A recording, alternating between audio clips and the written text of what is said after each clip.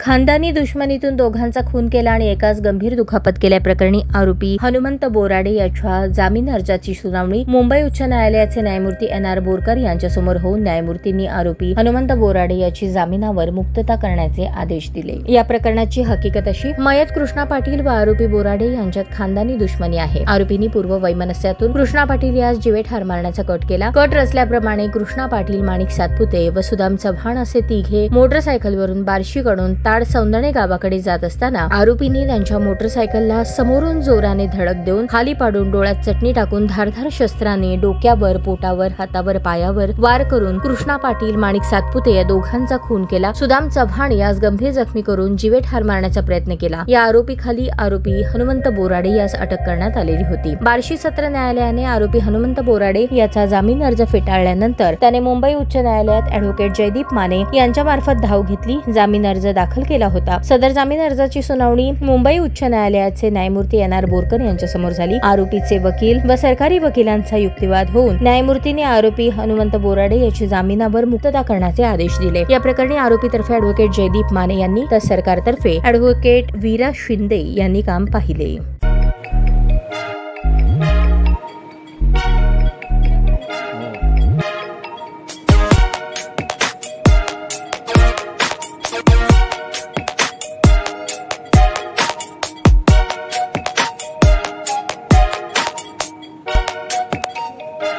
सोलापूर शहरातील सुप्रसिद्ध हॉस्पिटल म्हणजे सेंट्रल मल्टी स्पेशालिटी हॉस्पिटल मागील अनेक वर्षापासून सेवा बजावत आहे। 24 तास इमर्जन्सी सर्व्हिस, मॉडर्न टेक्नॉलॉजी, अनुभवी डॉक्टर्स तसेच अत्याधुनिक तंत्रज्ञान सुविधांनी सुसज्ज स्त्रीरोग प्रसूती विभाग, ऑर्थोपेडिक विभाग, मेडिकल विभाग आणि इतर एकमेव नाव म्हणजे सेंट्रल मल्टी स्पेशालिटी हॉस्पिटल।